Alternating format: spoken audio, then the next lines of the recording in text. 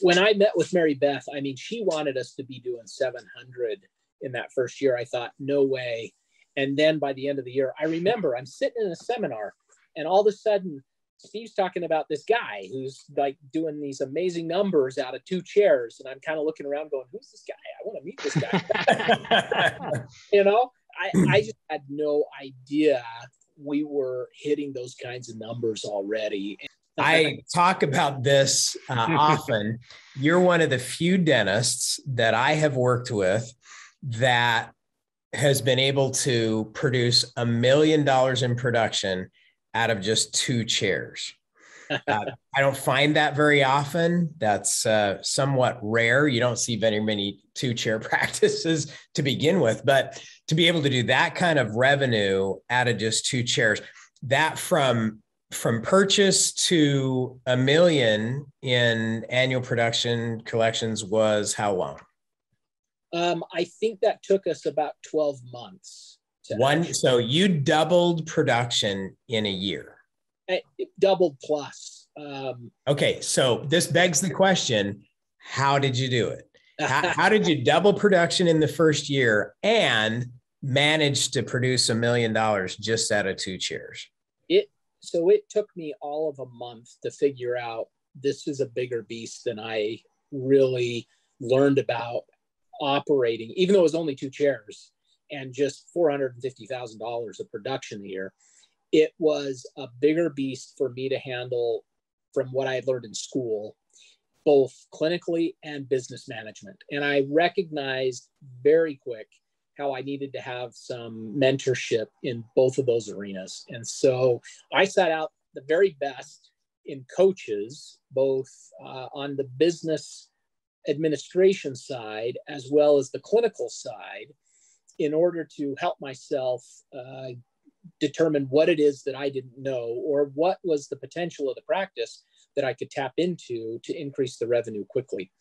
So what I lucked out on was picking a business administrative coach who helped not just in the business administration side, but also the clinical side in determining how those two interconnected. And that was when I started with the TOPS team, really, and with Mary Beth. And Mary Beth, when I started to talk to her about what the potential was for the practice, and I could see in her mind that she was thinking much bigger than what I was thinking. I didn't think it was very realistic what she was talking about.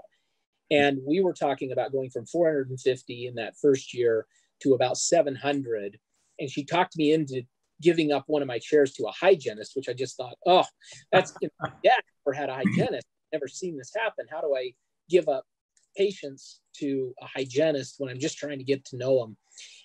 So I took the leap of faith and started to do everything that I was coached on from the TOPS team. And I quickly saw how revenue went up as we really implemented our front end verbal top skills with patients and started to incorporate this bridging between the front and the back with this transfer of power between when we take a patient to the front, from the front to the back, to the back to the front, and to watch patients as we communicated what their needs were and to communicate their financial obligations with what their needs were, and then watch them all say yes. It wasn't uncommon so my dental assistant and my front end business assistant, I only had 2 before I hired a hygienist. So I had a team of 3 through this year. And every time a patient would come in, the 2 who would help me out, the business assistant, the dental assistant that would help me out, were previously in the practice. They had worked with the selling dentist. One was his daughter. And so his daughter would say to me every time a patient would come in, you know, this patient, good luck. They never want to do it. And so we present treatment, and they'd sign up and prepay their what they were going to owe, and they'd come in and get it done. And she was just flabbergasted, all these people getting stuff done. And it was just because of the verbal skills that we had learned.